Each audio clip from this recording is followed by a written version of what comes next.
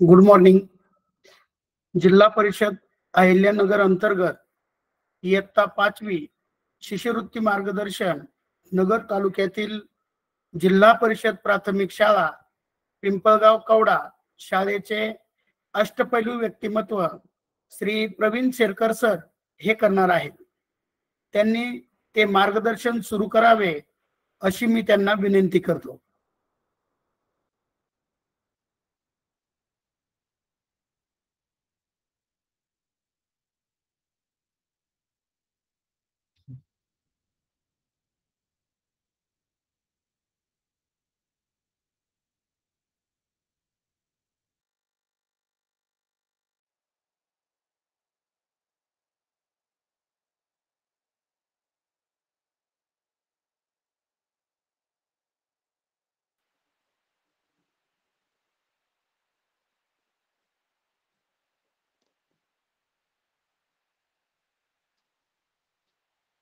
Good morning, student.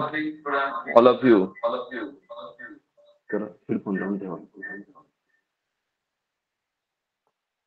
तर विद्यार्थी मित्रांनो, जिल्हा परिषद अहमदनगर अंतर्गत मिशन आरंभ पासून आपण इयत्ता 5वीचं मार्गदर्शन सुरू केलेलं आहे. गेले वर्षभर आपण विविध तज्ञांच्या मार्गदर्शनाखाली वेगवेगळ्या विषयांचा अभ्यास केलेला आहे.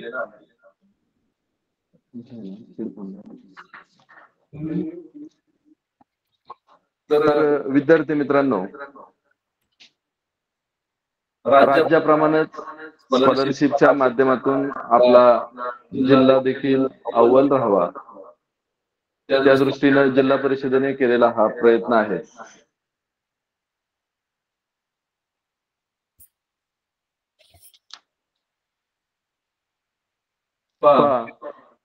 एक मिनिट.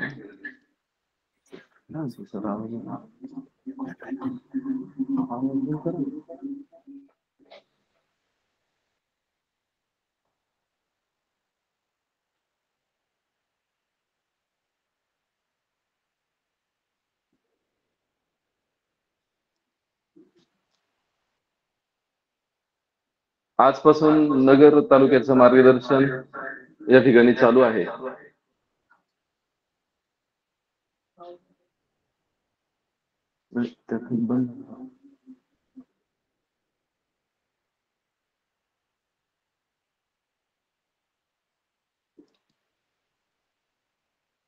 तर पहा, इयत्ता 5वी शिष्यवृत्तीच्या माध्यमातून आपण 2 पेपरचा अभ्यास या ठिकाणी करत आहोत.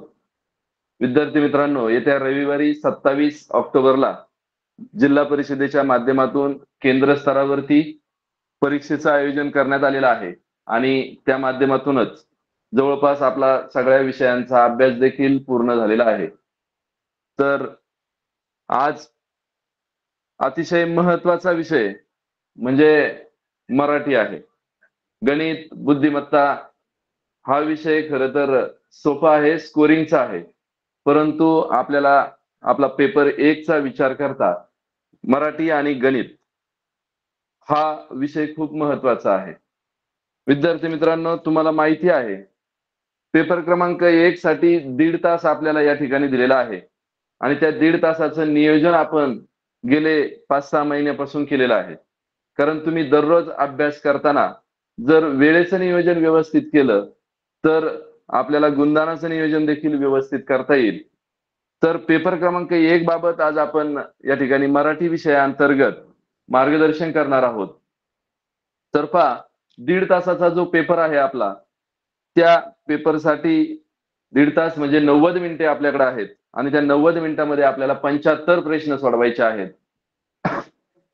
75 प्रश्न म्हणजे एक प्रश्न 2 मार्काला आहे आणि आपल्याला तो 150 गुणांचा पेपर आपल्याला 90 मिनिटांमध्ये सोडवायचा आहे. साधारण एका प्रश्नासाठी विद्यार्थी मित्रांनो आपल्याला 1 मिनिट आणि 20 सेकंद एवढा वेळ मिळतो. त्या वेळेमध्ये आपल्याला आपला पेपर क्रमांक 1 आणि पेपर क्रमांक 2 असे वेगवेगळे 2 पेपर पूर्ण करायचे आहेत. तर त्या माध्यमातून मराठी आणि गणित तुम्हाला सर्वांना ज्ञात आहे, मराठीसाठी 25 प्रश्न असतात आणि गणितासाठी 50 प्रश्न असतात, असे 75 प्रश्न असतात. आता विद्यार्थी मित्रांनो, आपण मराठीचा जर विचार केला तर ते 25 प्रश्न आपल्याला 50 गुण देऊन जातात. कारण जिल्हा गुणवत्ता यादीत, राज्य गुणवत्ता यादीत एका प्रश्नावरून आपण वेटिंगला असतो आणि खरं तर त्यावेळेस आपल्याला ते महत्व कळत असतं.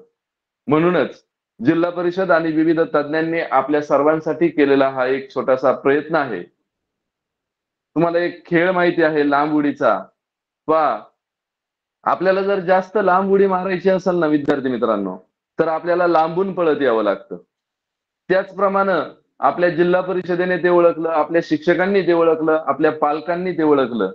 म्हणून आपण गेली 5-6 महिन्यापासून सलग इयत्ता 5वी शिष्यवृत्तीचा अभ्यास या ठिकाणी तज्ञांच्या मार्गदर्शनाखाली करत आहात आणि पालकांच्या मार्गदर्शनाखाली देखील आपण सर्वजण करत आहात.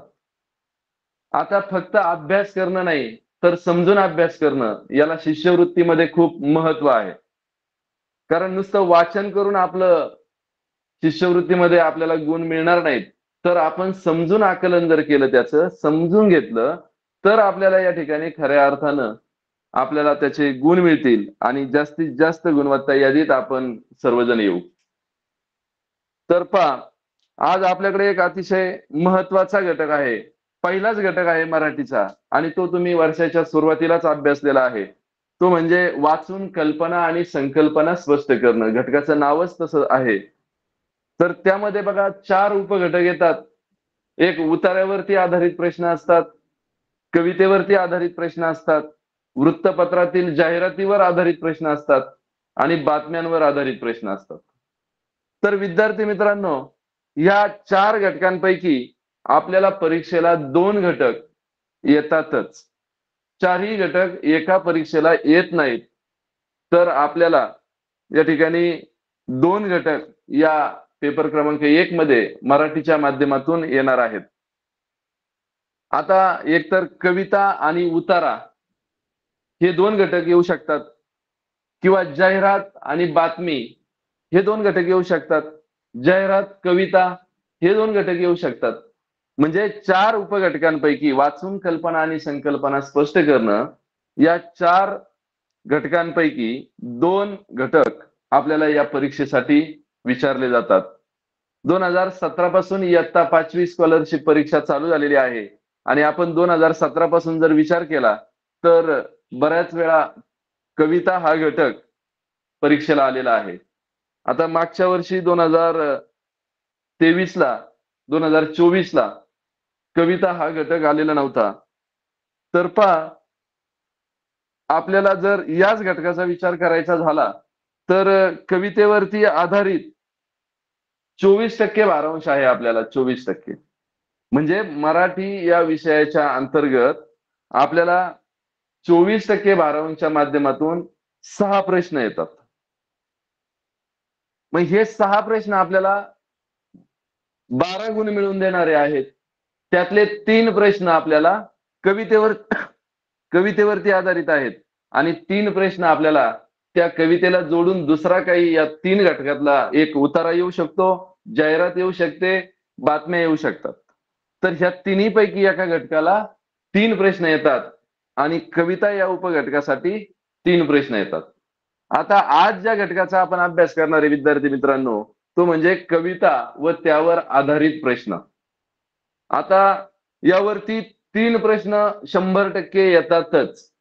म्हणजे आपल्याला 6 गुण मिळवून देणारा हा उपघटक आहे, तो म्हणजे कविता. आता या कवितेच्या माध्यमातून आपल्याला वेगवेगळे प्रश्न जेव्हा येतात त्यावेळेला आपल्याला बारकाईनं अभ्यास करणं खूप महत्वाचं आहे. तो म्हणजे प्रथम कविता आपण कोणतीही काळजीपूर्वक वाचली पाहिजे.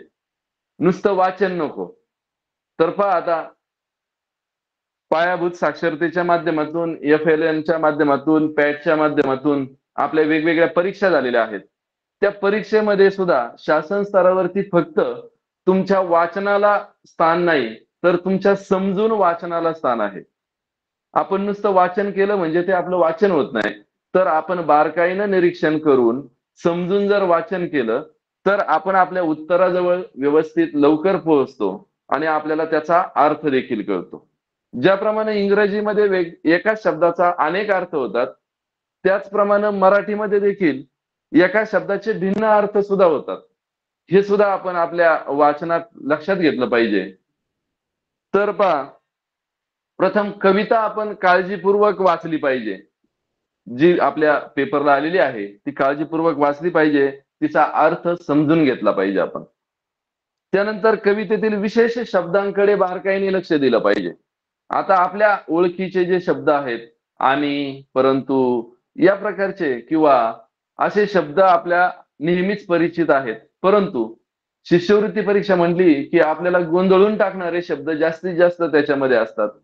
आपल्या सर्जनशीलतेला जास्तीत जास्त वाव देणारे शब्द त्या उतार्यामध्ये असतात, त्या कवितेमध्ये असतात. म्हणून आपण आपल्या नेहमीच्या शब्दांपेक्षा जे आपल्या अनोळखीचे शब्द, जे आवर्जून शब्द त्या कवितेमध्ये आलेले आहेत, त्याकडे आपण जास्त अधिक बारकाईने लक्ष देणं महत्वाचं आहे. मी सांगितलं तुम्हाला या घटकावरती 3 प्रश्न येतातच. म्हणजे कविता हा उपघटक आपल्याला आपल्या जिल्हा गुणवत्ता यादीत असेल, राज्य गुणवत्ता यादीत असेल, स्थान मिळवून देण्यासाठी खूप महत्वाचं आहे. ज्या वेळेला आपल्याला आपला एक प्रश्न वंचित राहतो, त्यावेळेला आपल्याला त्या प्रश्नाचं महत्व कळतं. आणि दुसरी गोष्ट अशी आहे, एखाद्या विद्यार्थ्याला जर गणित थोडं अवघड जात असेल, तर आपण मराठीमध्ये आपल्या हक्काचे मार्क्स मिळवले पाहिजेत. कारण मराठी आणि गणित हा कंबाईन विषय आहे. दोन्ही मिळून आपल्याला मार्क्स मिळवून देणारा हा पेपर क्रमांक 1 आहे.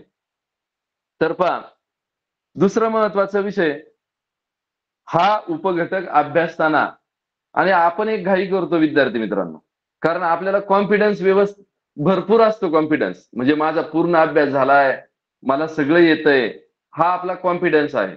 आता आम्ही दरवर्षीचा अनुभव पाहतो, तर या कॉन्फिडन्सच्या माध्यमातून विद्यार्थी खूप येत असून सुद्धा चुका करतात आणि आपले मार्क गमावून बसतात.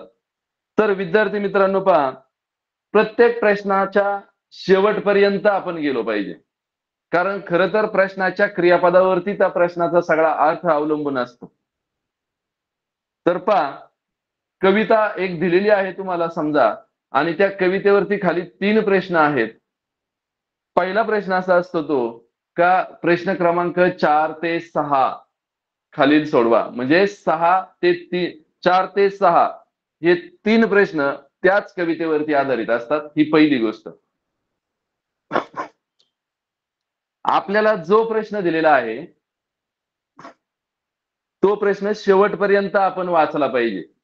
कारण काय करायचं आणि काय नाही करायचं हे त्या प्रश्नाचं क्रियापद आपल्याला सांगत असतं. म्हणून प्रश्नाच्या शेवटपर्यंत जाणं, प्रश्नचिन्हापर्यंत प्रश्न बारकाईनं वाचणं हे सुद्धा खूप महत्वाचं आहे. आणि आपल्याला प्रश्न जर समजलाच तर आपण काय करतो, आपल्याला खूप आनंद होतो, प्रश्न खूप सोपा आहे, या प्रश्नाचं उत्तर ह्याच कवितेत आहे आणि त्याच्या एवढा सोपा प्रश्न आपल्या या प्रश्नपत्रिकेत नाही, आपण भारावून जातो. आणि खाली जेव्हा पर्यायाकडे आपण येतो, तेव्हा विद्यार्थी मित्रांनो 4 पर्याय आपल्या समोर असतात. आणि स्कॉलरशिप मी जसं सांगितलं तसं आपल्याला गोंधळून टाकणारे प्रश्न सगळे त्याच्यामध्ये असतात आणि आपला गोंधळ होतो. परिणामी आपण भारावलेला असतो, त्याच्यामुळे आपण आपलं उत्तर चुकून बसतो. तर ज्याप्रमाणे प्रश्न बारकाईने क्रियापदापर्यंत, प्रश्नचिन्हापर्यंत आपण वाचतो, त्याचप्रमाणे त्या प्रश्नाच्या खालचे पर्याय देखील आपण बारकाईने वाचले पाहिजेत. म्हणजे हे फक्त ह्या मराठी विषयापुरतं किंवा कवितेपुरतं नाही, तर कोणत्याही विषयाचा अभ्यास करताना आपण प्रश्न बारकाईने वाचला पाहिजे. आपल्याला काय करायला सांगितलं आहे, काय करायला सांगितलं नाही, किंवा कवितेमध्ये कोणता समानार्थी शब्द विचारलेला आहे, कोणता शब्दसमूहाचा अर्थ विचारलेला आहे, कोणता विरुद्ध शब्द विचारलेला आहे, कोणता यमक जुळणारा शब्द विचारलेला आहे. अशा वेगवेगळ्या भागावरती या कवितेमध्ये प्रश्न असतात. म्हणून आपण प्रश्न व्यवस्थित वाचला पाहिजे. त्याच्यानंतर आपल्याला प्रश्न सोपा असल्यामुळे आपण 4 पर्याय दिलेले असतात आणि पहिलाच पर्याय बरोबर आहे असं कधी कधी आपण समजतो आणि उरलेल्या 3 पर्यायापर्यंत आपण जात नाहीत. बघा विद्यार्थी मित्रांनो, आपण आता काही प्रश्नपत्रिका सोडवायला देखील चालू केल्या असतील. वेगवेगळ्या मार्गदर्शकाच्या माध्यमातून, वेगवेगळ्या पुस्तकांच्या माध्यमातून आपण सरावासाठी प्रश्नपत्रिका सोडवायला जेव्हा चालू करतो, तेव्हा ह्या गोष्टी खूप काळजीपूर्वक आहेत. म्हणजे ही देखील आपली एक परीक्षाच आहे. संयमानं पेपर सोडवणं आणि समजून घेऊन पेपर सोडवणं ही देखील आपली एक महत्वाची परीक्षा आहे. म्हणून प्रश्न नीट बारकाईनं शेवटपर्यंत वाचणे आणि त्याखाली जे 4 पर्याय आहेत, पहिल्याच पर्यायावरती विश्वास न ठेवता, खरं तर आपल्याला जेव्हा वाटतं ना आपला पहिला पर्याय बरोबर आहे, तेव्हा आपलं उत्तर चुकलेलं असतं. कारण आपल्याला ओव्हर कॉन्फिडन्स असतो त्या प्रश्नाबद्दल, आपल्या अभ्यासाबद्दल. त्याच्यामुळे कोणतीही चूक करायची नाही. इथून मागच्या परीक्षेला विद्यार्थ्यांनी सोप्या-सोप्या प्रश्नाला चूक केली आणि आपला एका प्रश्नावरून आपल्या गुणवत्ता यादीत येण्यापासून ते विद्यार्थी वंचित राहिलेले आहेत. तेव्हा खरं तर पश्चाताप आपल्याला त्या गोष्टीचा येतो. म्हणून आपण पहिलाच पर्याय न चॉईस करता आपण उरलेले 3 पर्याय देखील बारकाईनं अभ्यासले पाहिजेत, वाचले पाहिजेत. त्याच्यानंतर विद्यार्थी मित्रांनो पहा, उत्तरं लिहिताना संभ्रम निर्माण होतो आपला आणि जेव्हा संभ्रम निर्माण होतो, जेव्हा गोंधळ निर्माण होतो, खरं तर त्या प्रश्नामध्ये काहीतरी मजा असते. कारण आपल्याला प्रश्न पडतो, तेव्हा आपण अभ्यास केलेला असतो. अभ्यास न करणाऱ्या विद्यार्थ्याला कधीही प्रश्न पडत नाही. प्रश्न ज्याला पडतो का तो नेहमी बारकाईने अभ्यास करतो. म्हणून तुम्ही तो प्रश्न बारकाईने वाचलेला असेल, म्हणून तुम्हाला त्या प्रश्नाचा संभ्रम तयार होतो, गोंधळ तयार होतो आणि तो अजून बारकाईने तुम्ही वाचावा, असं तो प्रश्न आपल्याला सांगतो. म्हणून आपण आपल्या उत्तरापर्यंत पोहोचताना जर गोंधळ तयार झाला, तर डबल पुन्हा तो प्रश्न आपण वाचला पाहिजे, म्हणजे आपला गोंधळ तयार होत नाही. त्याच्यानंतर पर्यायातील उत्तरातील पहिलेच उत्तर बरोबर आहे असं जेव्हा आपल्याला वाटतं, तेव्हा खरं तर आपलं उत्तर चुकलेलं असतं मी सांगितलं. म्हणून आपण शेवटच्या पर्यायापर्यंत पोहोचणं खूप गरजेचं आहे. पहा कविता.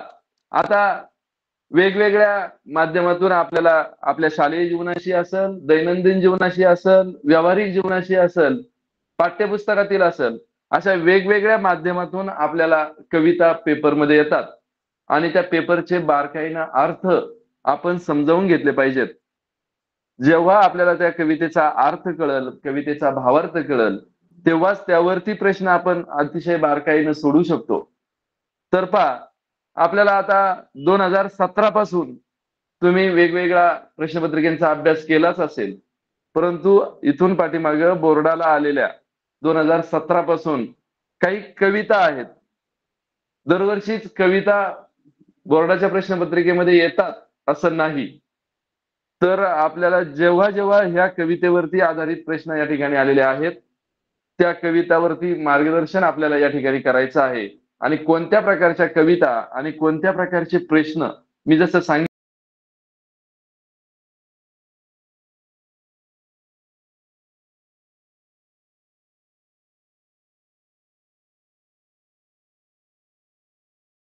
शब्द असतील, विरुद्धार्थी शब्द असतील, म्हणी असतील, वाक्प्रचार असतील, शब्दसमूहाबद्दल शब्द असेल, यमक जुळणारे शब्द असतील, अशा वेगवेगळ्या प्रकारचे प्रश्न या कवितेच्या प्रश्नांमध्ये असतात. काय करायचं आहे, काय करायचं नाही, हे आपल्याला समजून घ्यावं लागतं आणि मग आपल्याला आपला तो प्रश्न सोडवणं खूप सोपं जातं. तर आता आपण आपल्या पीडीएफच्या माध्यमातून काय करणार आहोत? आपण 2017 पासून जे बोर्डाच्या परीक्षेला वेगवेगळे प्रश्न आलेले आहेत, तर त्या माध्यमातून आपण या ठिकाणी आता मार्गदर्शन करणार आहोत. तर स्क्रीनवर तुम्हाला एक पीडीएफ दिसेल आता. त्या पीडीएफच्या माध्यमातून आपण आपलं मार्गदर्शन करू.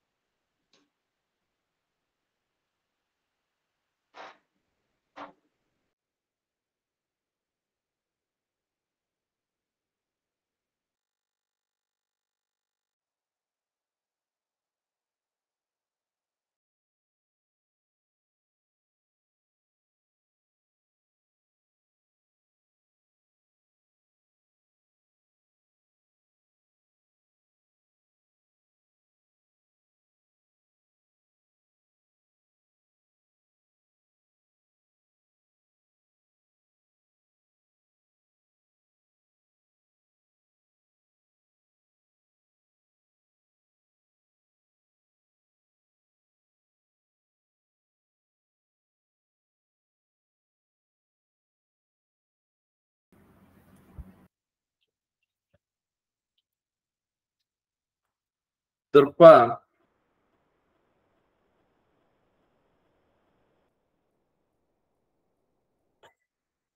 तर विद्यार्थी मित्रांनो पहा, 2017ला जेव्हापासून इयत्ता 5वी शिष्यवृत्ती परीक्षा या ठिकाणी चालू झालेली आहे,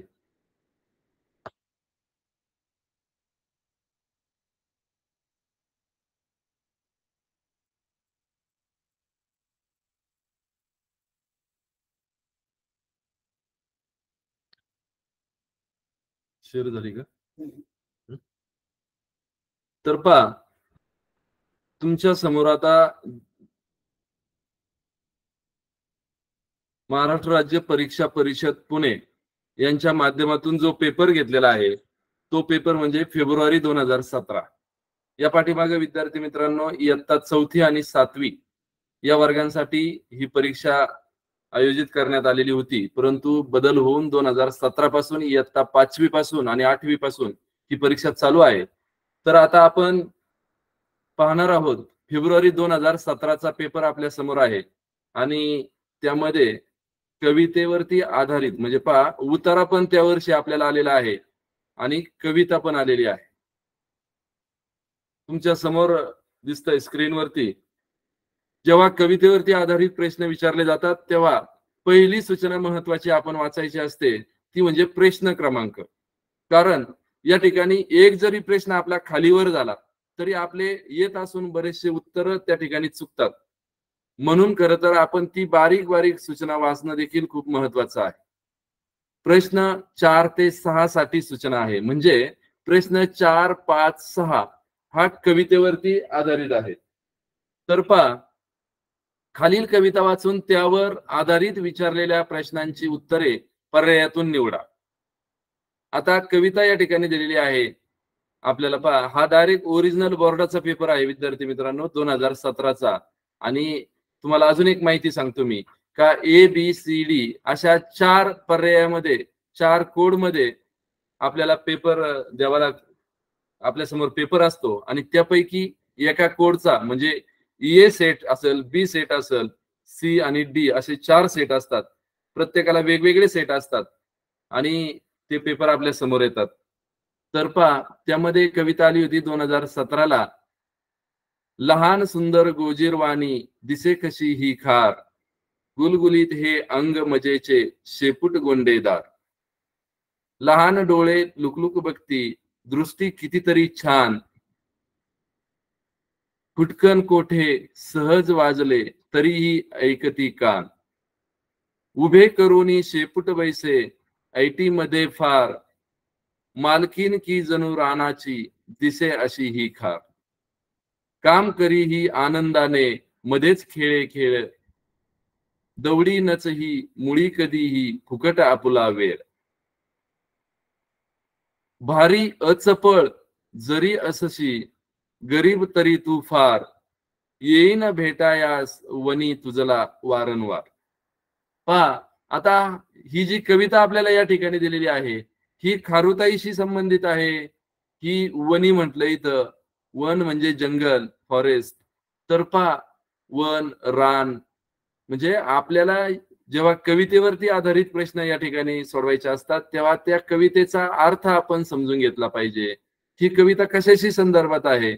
ज्याप्रमाणे मी सांगितलं का इंग्रजी विषयाचं एका शब्दाचे अनेक अर्थ होतात, त्याचप्रमाणे मराठीमध्ये सुद्धा एका शब्दाचे अनेक अर्थ होतात. मग आपल्याशी संबंधित कोणता शब्दार्थ आहे तो आपण जाणून घेतला पाहिजे. तर आता याच्यावरती प्रश्न क्रमांक 4 ते 6 आपल्याला कवितेवरती आधारित आहे. पहा, आता पहिला प्रश्न आहे या कवितेचा, कवीला खार रानाची मालकीन केव्हा वाटते. कवीला खार म्हणजे खारीशी संदर्भात आपली कविता आहे आणि ती रानाची मालकीन हे सुद्धा कवितेत उल्लेख आलेला आहे. मग आपल्या कवीला खार ही रानाची मालकीन केव्हा वाटते, हा प्रश्न व्यवस्थित आपण वाचला पाहिजे. तो प्रश्न वाचल्यानंतर आपण आपले पर्याय देखील बारकाईनं वाचले पाहिजेत. आता पहिला पर्याय त्यामध्ये काय आहे, ती शेपटी उभारून आयटीत बसते तेव्हा कवीला रानाची मालकीन वाटते का. ती आनंदाने काम करते तेव्हा कवीला खार रानाची मालकीन वाटते का. गोजीरवाणी दिसते तेव्हा कवीला ही खार रानाची मालकीन वाटते का? ती डोळे लुकलुक करून बघते तेव्हा कवीला रानाची मालकीन वाटते का ती? तर पहा, आपल्या कवितेमध्ये या ठिकाणी उल्लेख आलेला आहे, ती शेपटी उभारून आयटीत बसते. पहा, शेपटी उभारून आयटीत बसते तेव्हा ती खार त्या कवीला त्या रानाची मालकीन वाटते. पहा, कुटकन कोठे सहज वाजले तरीही ऐकती कान, उभे करूनी शेपूट बैसे आयटी मध्ये फार, मालकीन की जणू रानाची दिसे अशी ही खार. म्हणजे कवीला ती मालकीन केव्हा वाटते? जेव्हा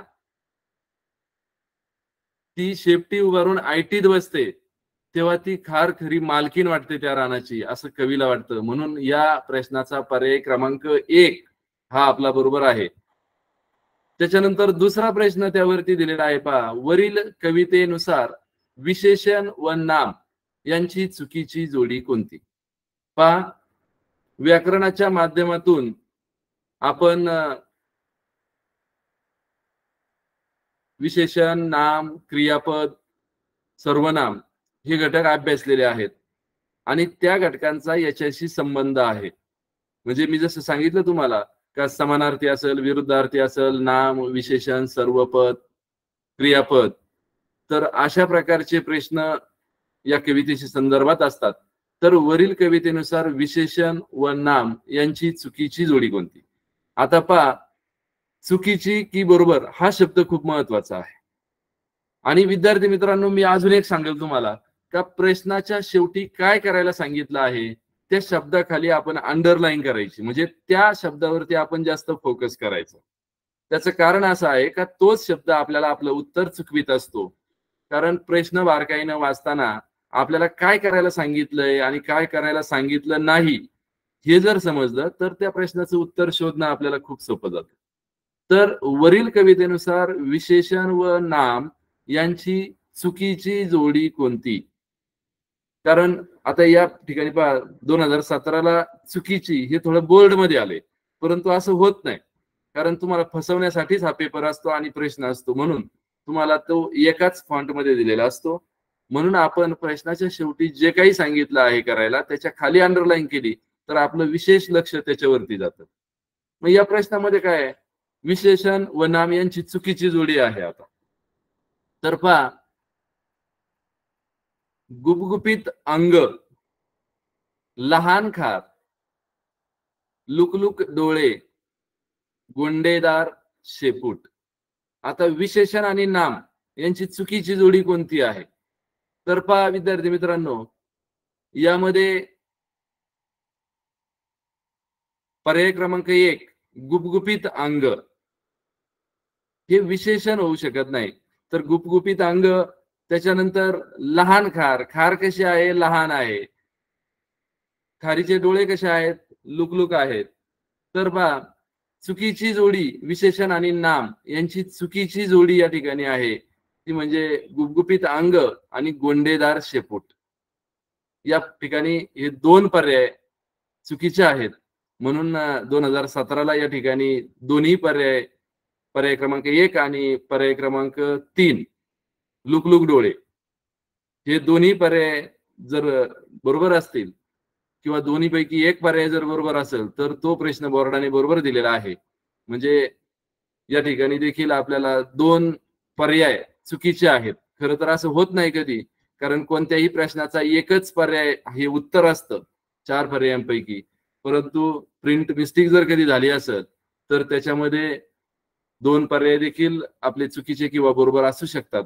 म्हणून यामध्ये देखील पर्याय क्रमांक 1 आणि पर्याय क्रमांक 3 हे चुकीचे नाम आणि विशेषणाची जोडी आहे. त्याच्यानंतर बघा, खाली 6वा प्रश्न या ठिकाणी दिलेला आहे. कवितेतील अचपळ या शब्दाचा अचूक अर्थ कोणता? अचपळ. आता कवितेमध्ये अचपळ हा शब्द आलेला आहे, म्हणजे चपळ हा शब्द आपल्याकडं आवर्जून आपण वाचतो, आपल्या घरात ऐकतो, शाळेत ऐकतो चपळ. पण आपण आपल्या घरामध्ये किंवा शाळेत असं ऐकत नाही कधी का तुला अचपळ आहे म्हणून, बरोबर आहे की नाही? त्याच्यामुळे कवितेतील अ चपळ या शब्दाचा अचूक अर्थ कोणता? आता अचूक अर्थ कोणता आणि अचूक अर्थ कोणता नाही, म्हणजे हे सुद्धा, म्हणून मी म्हटलं का प्रश्न बारकाईने वाचला पाहिजे आपण, काय करायला सांगितलं आणि काय करायला सांगितलं नाही. आता अचपळ हा शब्दावरती जर आपण फोकस केला तर या शब्दाचा अचूक अर्थ कोणता? तर पा अचपळ म्हणजे तो शांतच नाही, खूप चंचल आहे, चपळ आहे, असा त्याचा अर्थ होतो मराठीमध्ये. म्हणून चंचल म्हणजे चपळच आहे, तो अचपळ आहे म्हणजे खूप चंचल आहे. त्याच्यानंतर खोडकर आहे, कारण चपळ मुलं, चंचल मुलं खोडकर देखील असतात. म्हणजे मंद म्हणजे शांत नाही आणि शांत म्हणजे स्तब्ध देखील नाही, म्हणजे अचपळ आहे तो म्हणजे चपळ आहे. अचूक अर्थ त्यांचा विचारलेला आहे. यामध्ये देखील बघा 2 पर्याय बरोबर आहेत, पर्याय क्रमांक 2 आणि पर्याय क्रमांक 4. कारण मंद शांत म्हणजे स्तब्ध ते अचपळ आहे, परंतु अचपळ या शब्दाचा अचूक अर्थ म्हणजे चंचल आणि खोडकर. अशा प्रकारे या ठिकाणी प्रश्न 2017च्या पेपरमध्ये आपल्याला या ठिकाणी विचारलेले आहेत. 2018ला या ठिकाणी आपल्याला कवितेवरती आधारित प्रश्न विचारलेले नव्हते, उतारा आणि बातमी त्या ठिकाणी दिलेली होती. त्याच्यानंतर फेब्रुवारी 2019ला आपल्याला कवितेवरती आधारित प्रश्न विचारलेले होते. पहा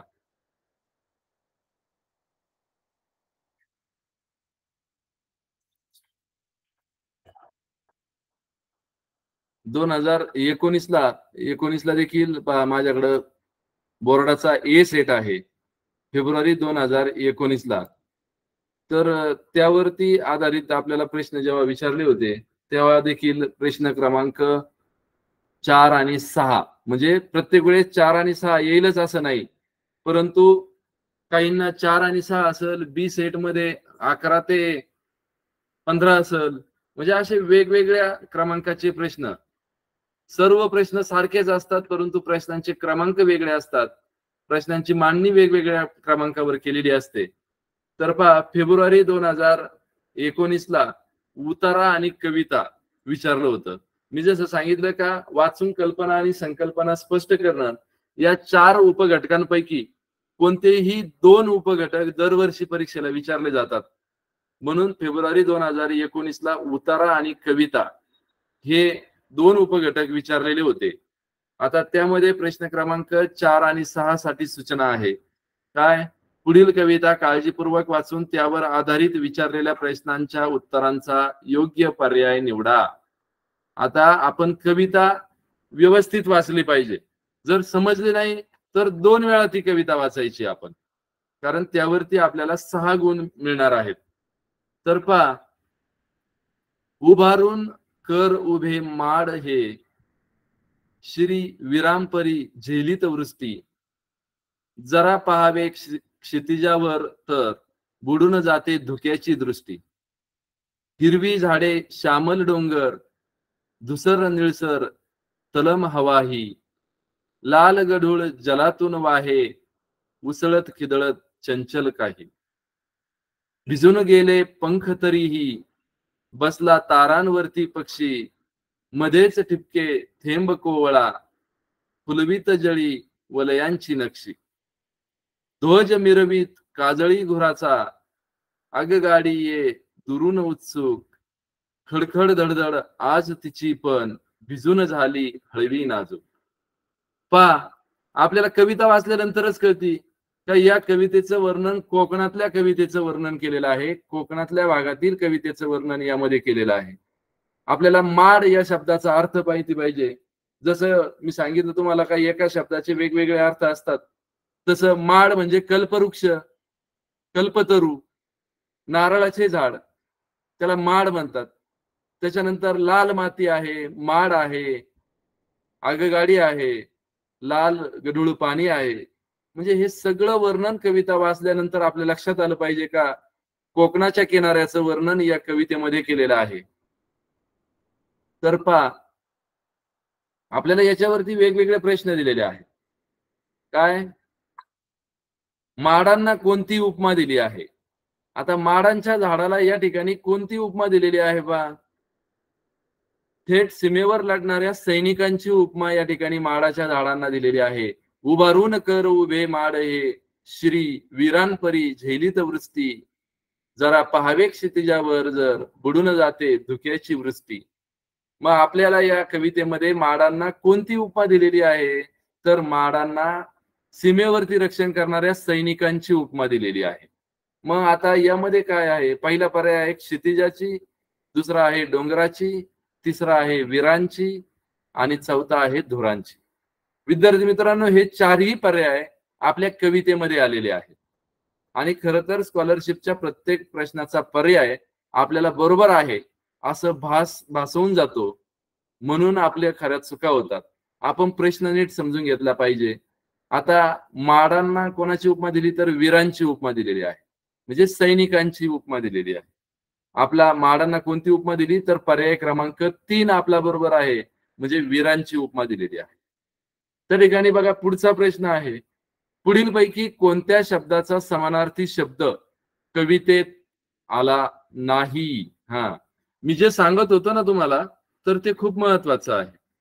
काय आपल्याला प्रश्नामध्ये काय करायला सांगितलंय, काय करायला सांगितलं नाही, हे खूप महत्वाचं आहे. तर पहा, पुढीलपैकी कोणत्या शब्दाचा समानार्थी शब्द कवितेत आला नाही? नाही या शब्दाखाली आपण अंडरलाईन करायची, म्हणजे आपल्याला ते नाही विचारलेलं आहे हे महत्वाचं समजलं पाहिजे. तर पहा, पाणी, नेत्र, पाऊस, झेंडा. आता पाण्यासाठी जल हा शब्द या कवितेमध्ये आलेला आहे. पावसाचा समानार्थी शब्द देखील या कवितेमध्ये आपल्याला आलेला आहे. वृष्टी, वृष्टी म्हणजे पाऊस, पाणी म्हणजे जल. त्याच्यानंतर झेंडा, झेंड्यासाठी ध्वज हा शब्द आलेला आहे समानार्थी. पहा, म्हणजे आपल्याला वेगवेगळ्या शब्दांचे समानार्थी शब्द देखील माहिती पाहिजेत. आता नेत्र, नेत्र या शब्दासाठी समानार्थी शब्द या ठिकाणी आलेला नाही. नेत्र, नयन, डोळा हा या प्रकारचे काही शब्द या कवितेत आलेले नाहीत. आणि आपण परत एकदा खात्री करून घ्यायची की पाणी, पाऊस, झेंडा यांचे समानार्थी शब्द कवितेत आहेत का? आहेत. तर यामध्ये नेत्र म्हणजे पर्याय क्रमांक या ठिकाणी 2 आहे, तर त्या नेत्राचा शब्द, काही समानार्थी शब्द या कवितेमध्ये आलेला नाही. त्याच्यानंतर पहा, 6वा प्रश्न याच कवितेवरती दिलेला आहे, पाण्यावर वर्तुळांची नक्षी कोण फुलवितं? पाण्यावर वर्तुळांची नक्षी कोण फुलवितं? आता निळसर तलम हवा नाही फुलवत, धुक्याची हरवलेली दृष्टी नाही फुलवत, दुरून येणारी आगगाडी देखील नाही, पक्ष्यांच्या पंखांवरून ठिबकणारा पावसाचा थेंब.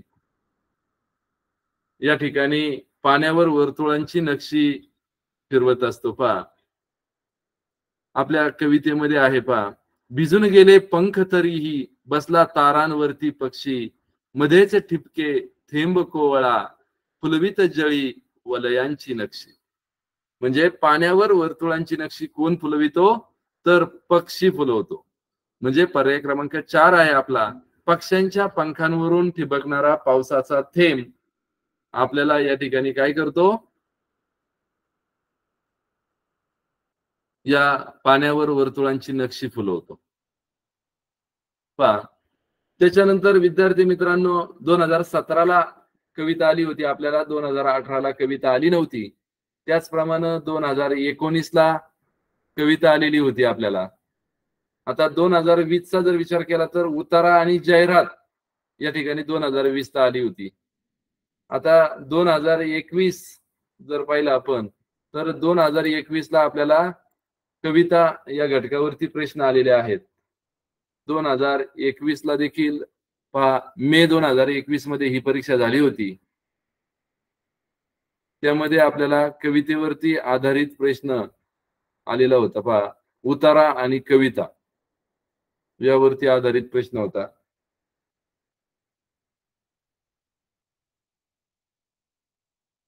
तर पहा, यामध्ये देखील प्रश्न क्रमांक 4, 6 साठी विशेष सूचना होती.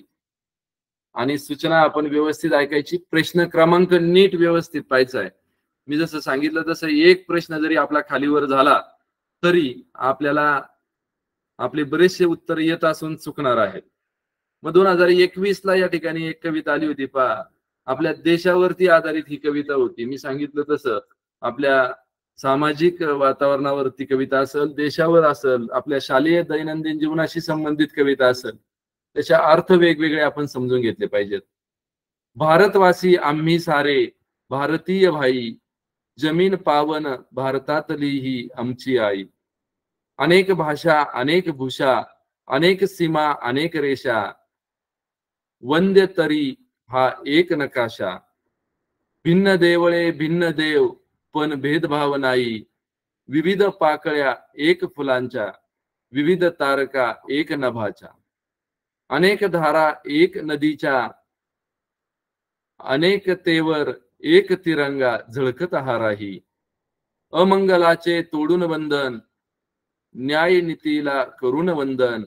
इथे उभारून नवीन नंदन, हीच प्रतिज्ञा घुमू आम्ही दिशांतून दाही. भारतवासी आम्ही सारे भारतीय भाई.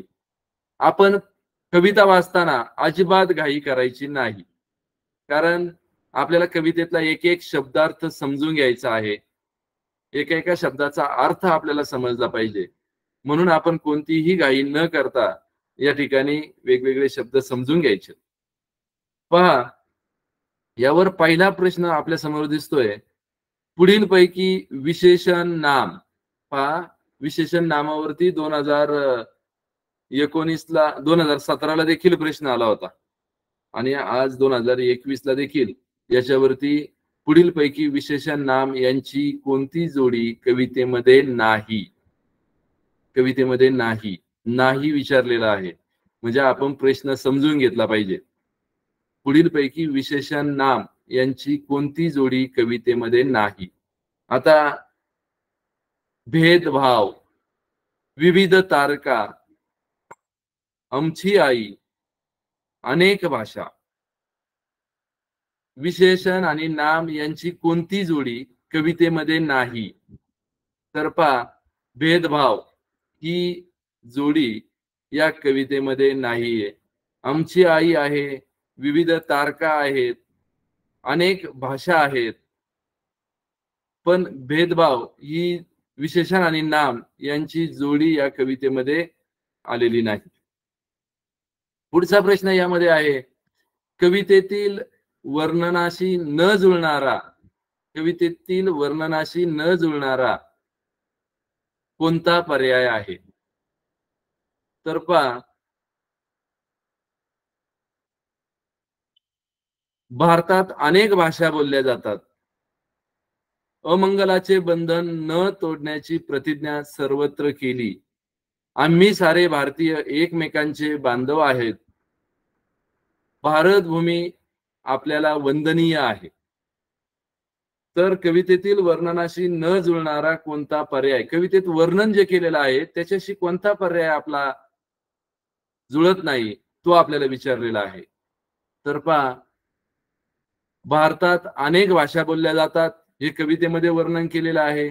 आम्ही सारे भारतीय एकमेकाचे बांधव आहेत हे दररोज आपण प्रतिज्ञेच्या माध्यमातून म्हणतो, ते देखील कवितेत वर्णन केलेलं आहे. भारत भूमी आपल्याला वंदनीय आहे याचं वर्णन देखील आपल्या कवितेमध्ये आलेलं आहे. मग कशाचं वर्णन कवितेमध्ये आलेलं नाही? अमंगलाचे बंधन न तोडण्याची प्रतिज्ञा सर्वत्र केली. तर यामध्ये काही हे वर्णन कवितेमध्ये आलेलं नाही, म्हणून पर्याय क्रमांक 2 यामध्ये आपला अचूक आहे. कारण आपल्याला उत्तर बरोबर सोडवायचं आहे आणि काय नाही हे शोधायचं आहे, म्हणजे आपला जास्त गोंधळ त्या ठिकाणी होतो. त्याच्यामुळे कवितेत वर्णनाशी न जुळणारा, आणि विद्यार्थी मित्रांनो, जे योग्य वाटतो पर्याय तुम्हाला त्याला पहिला टिक मार्क करून घ्यायचा, म्हणजे उरलेला एकच पर्याय फक्त राहतो आणि ते आपलं अचूक उत्तर असतं. म्हणून अमंगलाचे बंधन न तोडण्याची प्रतिज्ञा सर्वत्र केली हा काही संबंध या कवितेशी कुठे जुळत नाही, म्हणून न जुळणारा पर्याय आहे आपला पर्याय क्रमांक 2. त्याच्यानंतर पहा, पुढील पैकी कोणत्या शब्दाचा समान अर्थाचा शब्द कवितेत आला आहे? समान अर्थाचा शब्द विचारलेला आहे, समान अर्थाचा. आता ध्वज, प्रदेश, अन्याय, पण, तर पहा ध्वज, प्रदेश आणि अन्याय याशी संबंधित काही कवितेत कुठं शब्द आलेला नाही, पण या शब्दाचा समानार्थी शब्द या कवितेमध्ये आलेला आहे पहा. पण हा शब्द या कवितेमध्ये आलेला आहे, त्याचा समानार्थी शब्द या कवितेमध्ये आलेला आहे. कारण ध्वज, प्रदेश, अन्याय हे शब्द आलेले नाहीत, म्हणून याचा पर्याय क्रमांक 1 आहे या ठिकाणी. तर पहा आपल्याला वेगवेगळे समानार्थी शब्द, शब्दसमूहाचे शब्द, यमक जुळणारे शब्द असतील तर ते शब्द आपल्याला माहिती पाहिजेत. ते जर माहिती असतील तर आपल्याला तो प्रश्न सोडवणं सोपा जातो. आता या ठिकाणी पहा, जुलै कोरोनाच्या काळामध्ये हा पेपर झाला होता, जुलै 2022 मध्ये, म्हणजे लेट परीक्षा झाली होती आपली. आणि त्यामध्ये देखील उतारा आणि कविता यावरती आधारित प्रश्न आपल्याला विचारलेला होता. तर पहा पर्याय क्रमांक, प्रश्न क्रमांक 4 ते 6 साठी या ठिकाणी ही कविता आलेली आहे आणि त्याच्यामध्ये 3 प्रश्न आहेत पहा. रंग रंगुल्या सान सानुल्या, गवत फुला रे गवत फुला, असा कसा रे मला लागला, सांग तुझा रे तुझा लळा. मित्रांसंगे माळावरती पतंग उडवीत फिरताना, तुला पाहिले गवतावरती झुलता झुलता हसताना. विसरून गेलो पतंग नभीचा, विसरून गेलो मित्राला, पाहून तुझला हरकून गेलो, अशा तुझ्या रे रंग कळा. हिरवी नाजूक रेशीम पाती, दोन बाजूंना सळसळती, नीळ निळुली एक पाकळी, पराग पिवळे झगमगती. तळी पुन्हा अनगोजीरवाणी, लाल पाकळी खुलती रे, उन्हामध्ये हे रंग पाहता भान हरपुनी गेले रे.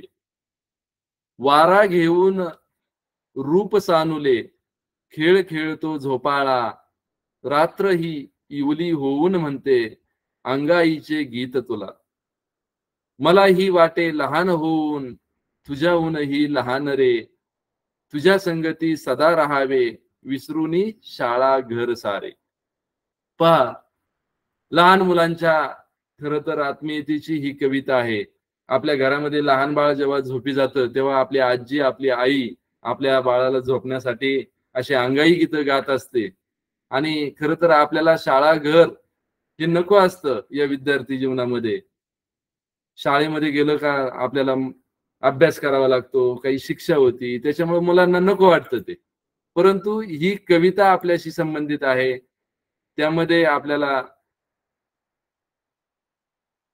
पहा वेगवेगळे प्रश्न या कवितेवरती आधारित या ठिकाणी विचारलेले आहेत. ते म्हणजे या कवितेत कोणाचे वर्णन आलेले आहे, या कवितेत कोणाचे वर्णन आलेले आहे. आता कोणाचे वर्णन आलेले?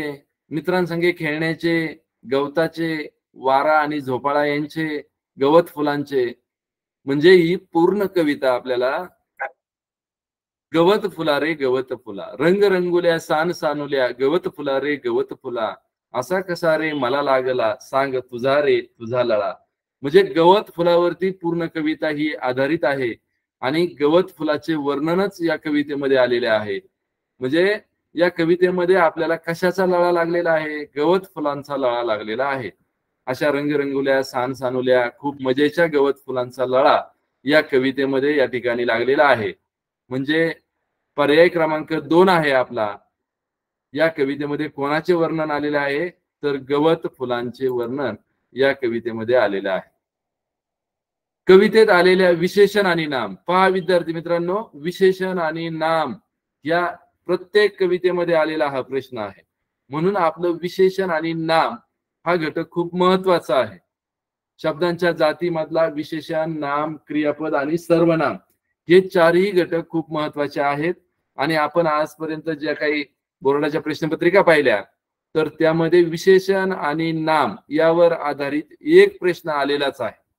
फक्त बरोबर आहे की चुकीचा आहे हा प्रश्न नीट वाचला पाहिजे आपण.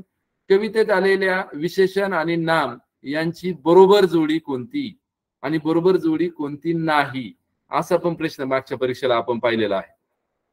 आपल्याला या ठिकाणी 2023चा पेपर सोडवताना कवितेत आलेले विशेषण आणि नाम यांची बरोबर जोडी ते आलेला आहे, तर तो खूप महत्वाचा आहे.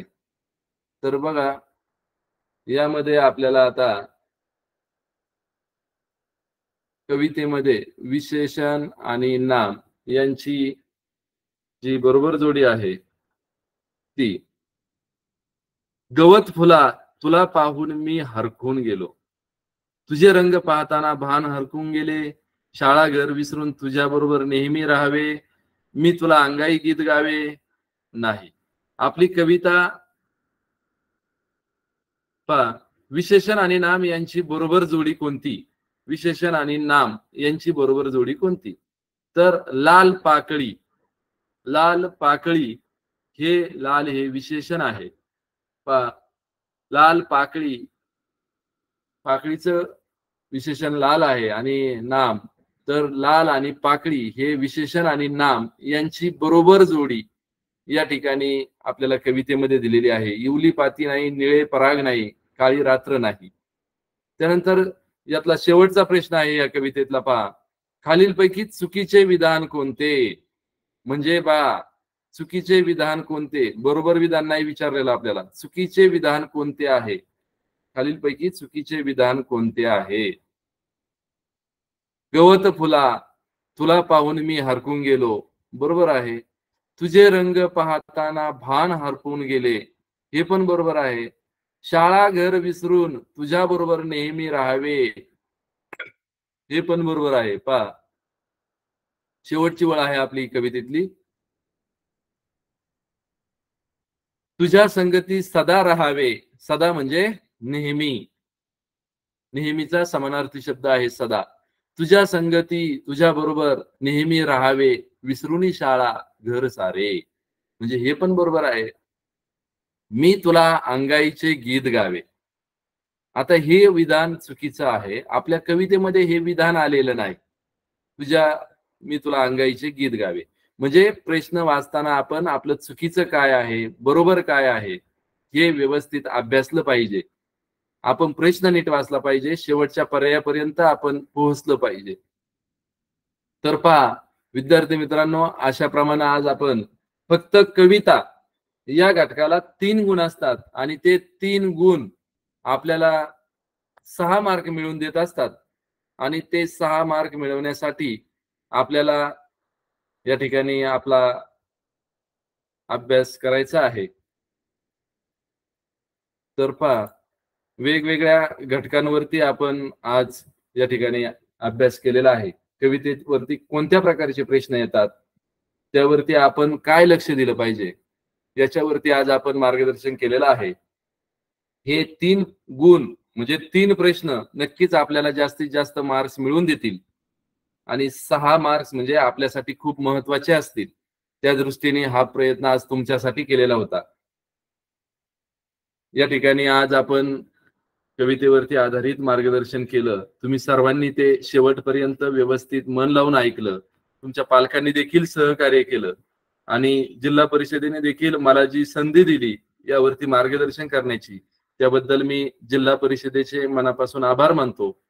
आणि या ठिकाणी आजचा ऑनलाईन क्लास संपला असं मी जाहीर करतो. धन्यवाद.